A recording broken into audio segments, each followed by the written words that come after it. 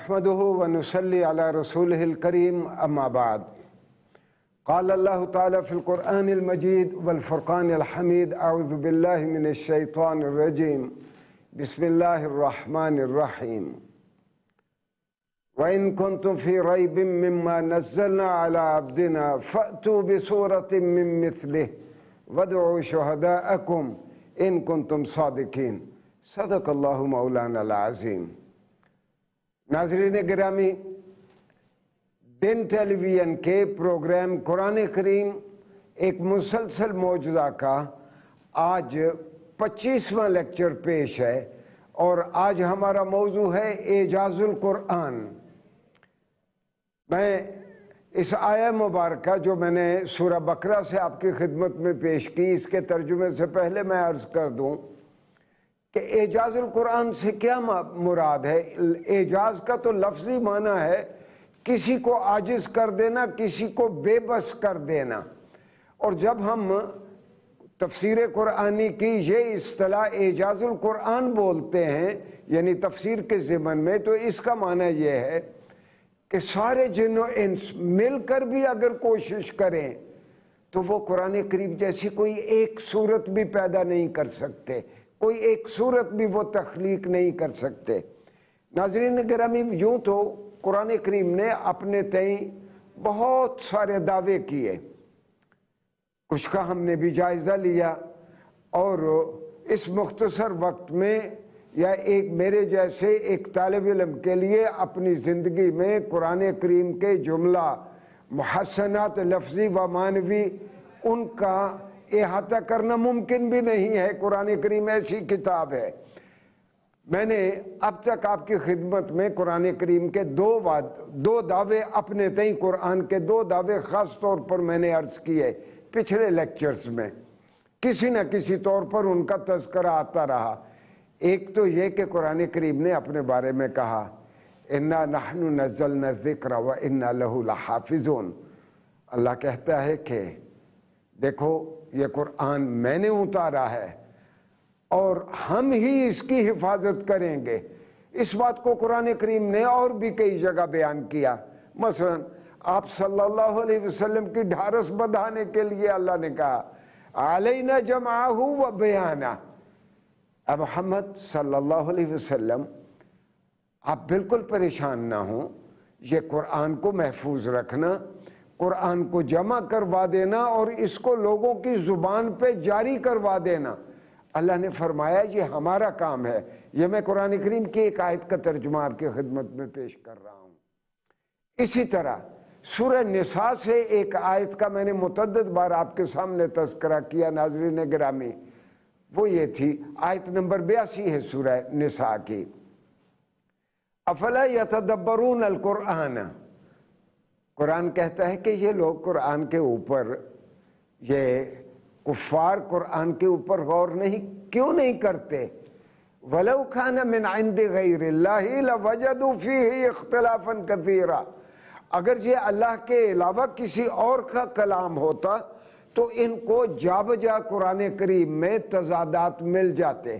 میں نے عرض کیا تھا انسانی کلام کا خاصہ یہی ہے کہ اس کے حالات بدل جائیں تو نفس مضمون بھی بدل جاتا ہے، لہجہ بھی بدل جاتا ہے۔ آج قرآن کا ایک تیسرا دعویٰ ہے اپنے بارے میں کہ اللہ نے فرمایا مشرکین سے مخاطب ہو کے، اگر تم میں سے کسی کو شبہ ہے کہ محمد عربی صلی اللہ علیہ وآلہ وسلم پہ اتارے جانے والی وحی یہ اللہ کی جانب سے نہیں ہے تو تم اس جیسی کوئی ایک صورت ہی بنا کے دکھا دو، اور وہ نہیں بنا سکے۔ ناظرین گرامی، یہ جو تیسرا دعویٰ آج ہم نے ڈسکس کیا کہ قرآن کریم کی نقل وہ تیار نہیں کر سکے اور نہ ہی کر سکتے ہیں۔ پچھلے 1400 سالوں سے، 1450 سال سے 20 لوگوں نے کوشش کی۔ دو ایک کا تذکرہ میں ابھی آپ کی خدمت میں عرض کروں گا، لیکن حقیقت یہ ہے کہ اس سے پہلے بہتر ہوگا میں ایک بار پھر اشارہ کر دوں، پہلے بھی میں نے ضمناً عرض کیا تھا، ایک سنت اللہ ہے، اللہ کا ایک اپنا طریقہ ہے۔ اللہ کا طریقہ یہ ہے کہ جس معاشرے میں جس چیز کا زیادہ چلن ہوتا ہے اس زمانے کے نبی کو اللہ ویسا ہی معجزہ دے کے بھیجتا ہے. یعنی مثال کے طور پر میں نے عرض کیا تھا سیدنا موسیٰ علیہ السلام کے زمانے میں گھر گھر میں جادوگر تھے. ان کو ایک ایسا معجزہ دیا گیا کہ آپ اپنا عصا پھینکتے وہ لوگوں کے جادو کے ذریعے پیدا کیے ہوئے سانپوں کو وہ ہڑپ کر جاتا. اسی طرح سیدنا عیسیٰ علیہ السلام کے زمانے میں بہت بڑے بڑے اطباء اور فزیشین تھے. دور سے آتے ہوئے آدمی کو دیکھ کے کہہ دیتے اس کا جگر ٹھیک نہیں ہے، اس کے گردے ٹھیک نہیں ہیں، یا اس کا دل ٹھیک کام نہیں کر رہا. اور اس زمانے میں نبی کو کیا معجزہ دیا گیا کہ سیدنا عیسیٰ علیہ السلام ایک مر جانے والے کو کہتے قم بِإِذْنِ اللہ، کہ تم اللہ کے حکم سے کھڑے ہو جاؤ، اور وہ شخص کھڑا، مر جانے والا شخص دوبارہ زندہ ہو جاتا.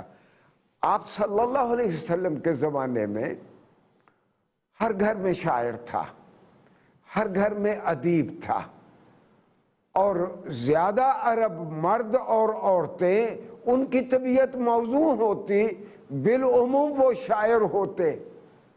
اور ناظرین گرامی آپ حیران ہوں گے کہ یہ جو 14-15 معلقات جن میں سے 6-7 آج بھی ہمارے مدارس میں پڑھائے جا رہے ہیں سبا معلقات کے نام سے، ان میں سے کئی اصحاب معلقات کا میں تذکرہ کرتا ہوں.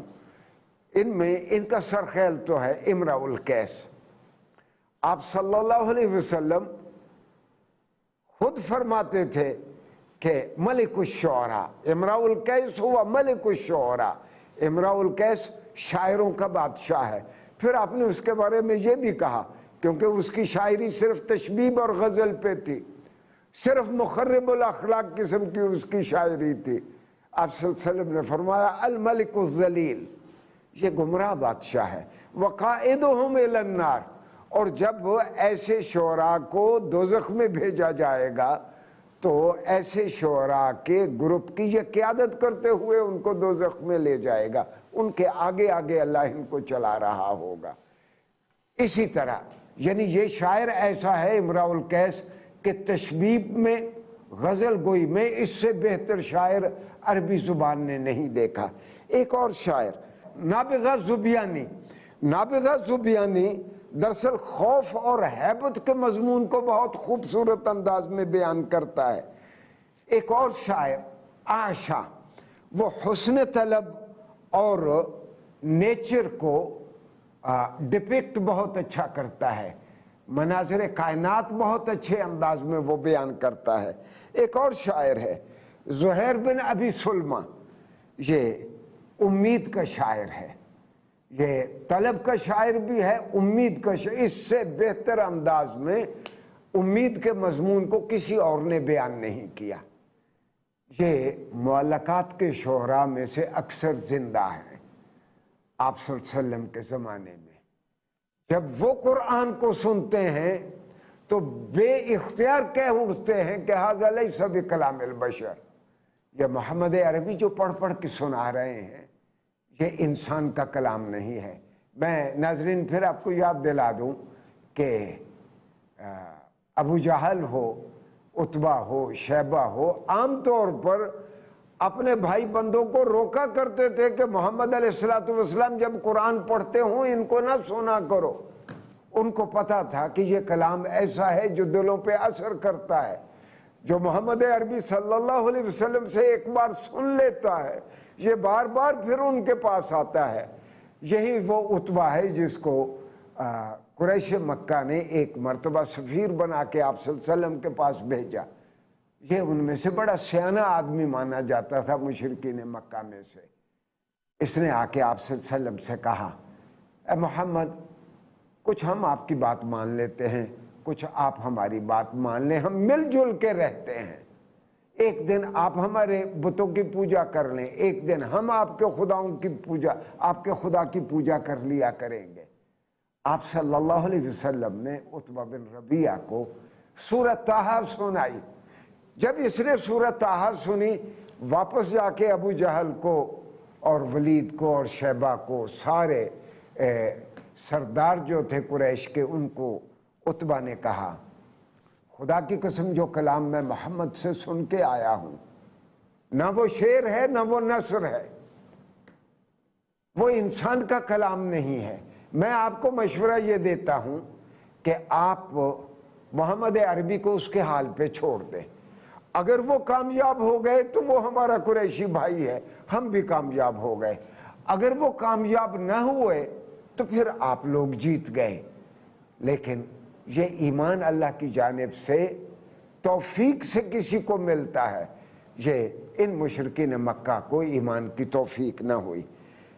ناظرین گرامی، میرے لیے بڑا مشکل ہے کہ میں بلاغت کے اور سجا کے بہت سارے مضامین ٹیلی ویژن پہ بہت آسانی سے میں بیان کر دوں، خاص طور پر ایسے ناظرین کے سامنے جن کی اکثریت عربی زبان اور عربی قواعد کو نہیں جانتی ہے۔ میں کوشش کروں گا کہ بہت سادگی کے ساتھ میں قرآن کے کچھ ایسے محسنات لفظی و معنوی، قرآن کریم کی الفاظ کی اور معنی کی ایسی خوبیاں بیان کروں جو عربی نہ جاننے والے کو بھی آسانی کے ساتھ سمجھ آ سکیں۔ میں نے جس طرح عرض کیا کہ قرآن نہ نظم ہے نہ قرآن نثر ہے۔ نظم کے بارے میں تو اللہ تعالیٰ نے خود فیصلہ فرما دیا۔ اللہ نے فرمایا ما علمناہ الشعر وما ينبغی لہ، ہم نے محمد عربی کو شاعری نہیں سکھائی اور نہ ہی یہ کسی نبی کو زیبا ہے کہ وہ شاعر ہو۔ اور پھر قرآن اپنے بارے میں کہتا ہے کہ وما هو بقول شاعر، یہ محمد عربی صلی اللہ علیہ وآلہ وسلم آپ کو جو وحی سناتے ہیں یہ کسی شاعر کا کلام نہیں ہے۔ ناظرین گرامی، جو کچھ خوبیاں میں ایک عام آدمی کو عربی کی قرآن کے ڈکشن کی عرض کر سکتا ہوں، ایک تو یہ ہے کہ قرآن نے مناسب جگہ پہ صرف مناسب لفظ کو استعمال کیا ہے۔ قرآن نے وربوسٹی سے یا بڑے بڑے لفظ لا کے اپنے انداز بیان کو جامع بنانے کی کوشش نہیں کی۔ قرآن کریم نے جہاں جو لفظ مناسب تھا وہیں وہ لفظ استعمال کیا ہے۔ ہاں، جب آپ لغت نویس کو یا کسی ڈکشنری والے کو دیکھتے ہیں یا کسی ڈکشنری کو دیکھتے ہیں، ایک لیکسیکوگرافر کی یا لغت نویس کی مجبوری یہ ہے، اس نے ایک لفظ کے نیچے ایک لفظ لکھنا ہے۔ میں مثال دیتا ہوں دو الفاظ کی، ریب اور شک۔ آپ ڈکشنری میں لفظ ریب دیکھتے ہیں، اس کا معنی شک لکھا ہوا ہے۔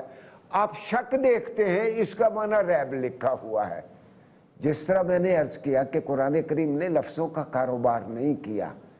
شک کا تو معنی ناظرین یہ ہے، یہاں میں تھوڑا سا ایک مشکل لفظ استعمال کرتا ہوں، جہاں جواز الطرفین ہو، یہ بھی ہو سکتا ہے، یہ بھی ہو سکتا ہے، ان دونوں میں سے کوئی ایک ہو سکتا ہے، اس کو تو شک کہتے ہیں۔ یعنی مثال کے طور پر میں آج بادل دیکھتا ہوں تو میں اپنے بھائیوں سے، اپنے بچوں سے کہتا ہوں مجھے لگتا ہے آج بارش نہ ہو جائے، مجھے شک ہے آج بارش نہ ہو جائے۔ یعنی بارش ہو بھی سکتی ہے اور بارش نہیں بھی ہو سکتی۔ لیکن ریب ایسی شک ہے جس میں کسی کی دیانت کو بھی موضوع بناؤں۔ یعنی مثال کے طور پر ایک شخص مجھ سے 5 لاکھ روپیہ لے گیا یا 10 لاکھ لے گیا، وہ اپنے وعدے پہ واپس نہیں آیا۔ اب اس کے بارے میں شک کا جب اظہار کروں گا تو میں ریب کا لفظ استعمال کروں گا کہ مجھے اس کے بارے میں ریب ہے کہ وہ شاید میرے پیسے واپس کرے یا نہ کرے۔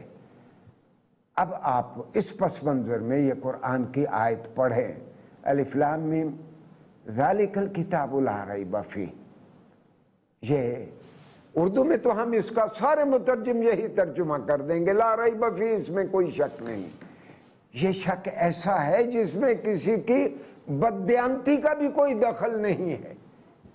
تو ناظرین گرامی، قرآن نے جہاں جہاں جو مناسب لفظ ہونا چاہیے، دور حاضر میں عالم عرب میں ایک بہت بڑے پروفیسر پیدا ہوئے، ان کا نام تھا الاستاذ محمد مبارک۔ उन्होंने कुरान करीम के इस एस्पेक्ट पे बहुत लिखा और वो इसके बहुत बड़े प्रचारक थे कि अगर appropriate use of words at the appropriate places, मुनासिब कुरान अल्फाज का मुनासिब इस्तेमाल मुनासिब जगह पे अगर किसी ने देखना है तो वो कुरान करीम में देखे। तो ये कुरान करीम का एक मोजज़ा है। इसकी मैं एक और मिसाल दूंगा। मिसाल के तौर पर कुरान करीम दो फेल इस्तेमाल करता है। जा के मानी वो आया, अता के मानी वो एक आया।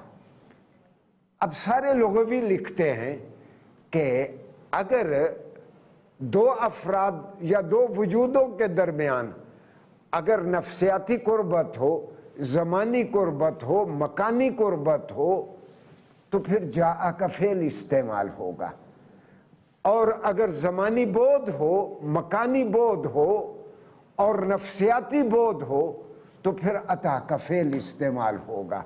आपको ये मेरी बात बहुत अच्छी तरह समझ आ जाएगी जब मैं अर्ज़ करूँगा कि मिसाल के तौर पर आप सल्लल्लाहु अलैहि वसल्लम एक कबीले में गए, आपने देखा कि वहाँ लोग अफसरदा बैठे हैं, एक शख्स की मैयत पड़ी है। आप सल्लल्लाहु अलैहि वसल्लम ने उस कबीले वालों से पूछा, भाई इसका बेटा, इसके घर वाले कहाँ हैं? तो उस कबीले वालों ने कहा कि नहीं, इसका कोई रिश्तेदार यहाँ नहीं है। इन्नमा हुवा खाना अतावियन, ये अतावी था, यानी ये फेल अता से था, ये अतावी था, ये बाहर से आया था हमारे कबीले में, हमसे इजाज़त लेके यहीं ये इसने बाकी की ज़िंदगी बसर कर दी। मैं इसकी एक और मिसाल देता हूँ। मिसाल के तौर पर शुमाली इलाका जात में बारिश होती है और वो पानी मैदानी इलाकों में आ जाता है, मुल्तान और मुजफ्फरगढ़ को, जनूबी पंजाब को जलथल कर देता है। अरबी में ऐसे सैलाब को सैलुन अतावियुन, सैलुन अतावियुन, बाहर से दूर से आने वाला सैलाब। अब आपको ये आयत बहुत अच्छी तरह समझ आएगी कि हज़रत इब्राहीम अलैहिस्सलाम अपने काफिर बाप को कहते हैं कि ए अब्बा, जाअनी मिनल इल्म मा लम यातिका। और जब अपने और अल्लाह का ताल्लुक को बताते हुए वो फेल इस्तेमाल करते हैं तो हज़रत इब्राहीम कहते हैं जाअनी मिनल इल्म, अब्बा मेरे पास तो वो इल्म आया है, मा लम यातिका। अब एक काफिर की अल्लाह से क्या मुनासबत हो सकती है, उसके बारे में वो अता का फेल इस्तेमाल करते हैं। नाज़रीन गिरामी, हकीकत यह है कि हमने अरबी की जानिब तवज्जो नहीं की, वरना थोड़ी सी जद्दोजहद के बाद अरबी लोगों को समझ आ जाती है और फिर जब अरबी में आप कुरान पढ़ते हैं तो फिर कुरान और तरह आपसे मुखातिब होता है। नाज़रीन गिरामी, अरबी का एक और पहलू ये है, बहुत अच्छी नसर या बहुत अच्छा अदब हम उसे कहते हैं, जिसमें अलामतें अच्छी हों, जिसमें तशबीहें अच्छी हों, जिसमें किनाए अच्छे हों, जिसमें इस्तिआरे का बहुत अच्छा इस्तेमाल हो। मैं कुरान करीम के सिर्फ एक इस्तिआरे का इस्तेमाल आपके खिदमत में अर्ज करता हूँ कि कुरान किस तरह एक किनाया इस्तेमाल करता है। हज़रत ज़करिया अल्लाह से फरमाते हैं कि क़ाला रब्बी इन्नी वहनल आज़्मु मिन्नी। ज़करिया को खुशखबरी दे दी गई अलैहिस्सलाम को कि अल्लाह तुम्हें बेटा देगा। गालिबन वो उस वक्त 90 साल या बहुत वो यानी सिन रसीदा थे। तो वो अल्लाह से मुखातिब होकर कहते हैं कि रब्बी इन्नी वहनल आज़्मु मिन्नी, अल्लाह अब तो मेरी हड्डियां भी कमज़ोर हो गई हैं, वश्ताल रअसु शैबन, और मेरा सर भी बुढ़ापे से भड़क उठा है, यानी मेरा सर बुढ़ापे से भड़क उठा है, मेरे सर में जाबजा चांदी नजर आने लगी है, सफ़ेद सफ़ेद बाल नजर आने लगे हैं। सारे अदीब लोग कहते हैं कि बुढ़ापे से किनाया इससे खूबसूरत हमने कभी किसी अदब में नहीं पढ़ा। वश्ताल रअसु शैबन, मेरा सर बुढ़ापे से भड़क उठा है। नाज़रीन गिरामी, ایک اور خوبصورت عربی کا قرآن کریم کا پہلو، یہ حفاظ قرآن پڑھتے ہیں، آپ فرض کر لیں کہ اگر یہ قرآن کی عبارت میں جس طرح لفظوں کا فلو ہے، اگر ان لفظوں کو آگے پیچھے کر دیا جائے، یقین جانیے حافظ کو وہ عبارت اس طرح یاد نہیں ہوتی جس طرح اصل قرآن کی عبارت یاد ہوتی ہے۔ لوگ تو کہتے ہیں نا کہ نظم یاد ہو جاتی ہے، نثر یاد نہیں ہوتی۔ قرآن کریم تو نہ نظم ہے نہ نثر ہے، ہاں اس میں کہیں کہیں قافیہ ہے، کہیں کہیں اس میں وزن ہے۔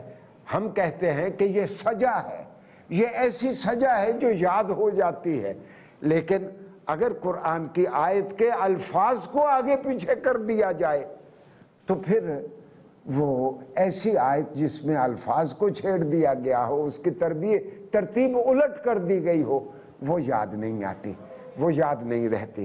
ایک اور چیز میں ناظرین گرامی آپ سے عرض کر دوں کہ مصر میں 8 سے 10% مسیحی بھائی ہیں۔ مسیحیوں کو بڑا غصہ آیا کہ مسلمان کہتے ہیں کہ یہ قرآن کی نقل تیار نہیں ہو سکتی۔ انہوں نے ایک ایڈیٹوریل بورڈ بنایا، اور ایڈیٹوریل بورڈ کے بہت بڑے بڑے مسیحی ادیب اس کے ممبر تھے، مثلا پروفیسر باہور لبیب، ڈاکٹر حلمی مراد، ڈاکٹر مراد کامل اور پروفیسر ذکی شنودہ۔ یہ آج سے 20-25 سال پہلے، 30 سال پہلے مصر کے بڑے عربی ادیب تھے، اور یہ سارے مسیحی تھے۔ ہاں بہت سارے مسیحی، بہت بڑے بڑے ادیب بھی، مثلا خلیل جبران خلیل، یہ مسیحی تھے، عربی کے بہت بڑے ادیب تھے۔ ہاں میں عرض کر رہا تھا ان 4-5 بڑے مسیحی ادیبوں پہ انہوں نے ایک ایڈیٹوریل بورڈ بنایا۔ ایڈیٹوریل بورڈ نے کام کیا کرنا تھا، قرآنی ووکیبلری سامنے رکھ کے اس سے انہوں نے میتھیو کا ترجمہ عربی میں کرنا تھا۔ میں نے جب یہ انجیل مقدس دیکھی ہے، سارے الفاظ قرآن کریم کے ہیں اور مضامین اس میں میتھیو کے ہیں۔ بخدا کوئی ایک آیت بھی قرآن جیسی آیت نہیں بن سکی۔ یہ قرآن کریم کا ایک کھلا چیلنج ہے 1450 سال سے کہ قرآن کی نقل تیار نہیں ہو سکتی، اور قرآن کے معنی جیسی گہرائی یہ کوئی اور نہیں لا سکتا۔ میں عرض کرتا ہوں، میں نے آپ سے عرض کیا تھا کہ ابن کثیر نے البدایہ والنہایہ میں وہ بہت سارے جعلی نبی جو کہتے تھے کہ ہم پہ وحی اترتی رہی ہے، تو ان کی کچھ مثالیں اس نے عرض کی ہیں۔ میں آج ایک جھوٹی وحی کی مثال میں آپ کی خدمت میں عرض کرتا ہوں۔ ناظرین گرامی، آپ سورہ القاریہ کا آہنگ اپنے ذہن میں رکھیں گے۔ اعوذ باللہ من الشیطان الرجیم۔ القاریۃ ما القاریہ وما ادراک ما القاریہ یوم یکون الناس کالفراش المبثوث وتکون الجبال کالعہن المنفوش۔ قیامت کا منظر قرآن بیان کر رہا ہے کہ تمہیں کیا پتا کہ وہ کیسا دن ہوگا جب ساری چیزیں آپس میں ٹکرا جائیں گی، جس دن پہاڑ روئی کے گالوں کی مانند اڑتے پھریں گے، جس دن انسان پتنگوں کی طرح اڑتے پھریں گے، اور اس دن جس کے اعمال بھاری ہوں گے وہ جنت میں جائے گا، اور جو اعمال جس کے ہلکے ہوں گے وہ دوزخ میں جائے گا۔ یعنی ایک پورا فلسفہ حیات اس میں بیان کیا گیا ہے۔ عربوں کا ایک بہت بڑا داعیہ نبوت مسیلمہ کذاب، اس نے کہا مجھ پہ بھی وحی اترتی ہے۔ دراصل اس نے یہ وحی پہلے سن لی تھی۔ آپ ملاحظہ فرمائیں اس کی وحی کیا ہے۔ الفیل ملفیل، ہاتھی، تمہیں کیا معلوم ہاتھی کیا ہوتا ہے؟ وما ادراک ما الفیل، تم کیا جانو ہاتھی کیا ہوتا ہے؟ لہو خرطوم طویل، اس کی لمبی ساری سونڈ ہوتی ہے، وَلَهُ ذَنَبٌ قَصِيرٌ، اس کی چھوٹی سی دم ہوتی ہے۔ ناظرین گرامی، یہ بالکل ویسی وحی ہے جس طرح ہم بچوں کو اردو میں یہ کہانی ٹوٹ بٹوٹ کی پڑھاتے ہیں، یا چو چو چو چو چاچا گھڑی پہ چوہا ناچا، اس قسم کی وہی لوگ سامنے لاتے رہے۔ اور آخری بات ناظرین گرامی، اعجاز القرآن کے سلسلے میں علامہ طنطاوی جوہری ہیں، میں اس وقت بھول رہا ہوں کہ یہ 1921 میں پیرس میں مستشرقین کی کانفرنس اٹینڈ کرنے گئے یا یہ 1928 میں۔ تو پیرس میں اورینٹلسٹ کی بہت بڑی کانفرنس ہو رہی ہے، ان کو بھی بلایا گیا۔ جب گوروں نے دیکھا کہ طنطاوی جوہری قاہرہ سے آئے ہیں تو کہنے لگے کہ طنطاوی ادھر آؤ، ہمارے پاس بیٹھو، یہ کیا تم مسلمانوں نے شور مچا رکھا ہے کہ قرآن جیسی عربی کوئی نہیں لکھ سکتا، تم ہمیں ایک موضوع بتاؤ، ہم تمہیں قرآن سے بہتر عربی بنا کے بتاتے ہیں۔ تو طنطاوی جوہری کہتے ہیں کہ میں نے ان سے کہا کہ تم اس تصور کو عربی میں بیان کر دو کہ جہنم بہت وسیع ہے۔ سارے مستشرقین نے اپنی اپنی جگہ کوشش کی، اس نے کہا، کسی نے کہا الجہنم واسعۃ، کسی نے کہا ان الجہنم واسعۃ، یقین کرو جہنم بہت وسیع ہے، کسی نے کہا ان الجہنم لواسعۃ، اس میں دو حرف تاکید آ گئے، ان بھی آ گیا اور لام تاکید بھی آ گیا۔ یقین کرو ایسا ہو نہیں سکتا کہ یہ بات غلط ہو، جہنم یقیناً بہت وسیع ہے۔ تو طنطاوی جوہری کہنے لگے اب سنو، پھر اس نے قرآن کی وہ آیات پڑھی کہ جس میں اللہ نے کہا کہ ہم روز حشر سارے پہاڑ ہم جہنم میں ڈال دیں گے، ہم سارے برے لوگوں کو جہنم میں ڈال دیں گے، جہنم میں ڈالنے کے بعد ہم جہنم سے اس دن پوچھیں گے یوم نقول لجہنم هل امتلأت، اے جہنم تو بتا کیا تو سیر ہو گئی ہے، کیا تو بھر گئی ہے، وتقول، اور جہنم کہے گی حل من مزید، اے اللہ کچھ اور ہے تو وہ بھی ہمیں دے دے۔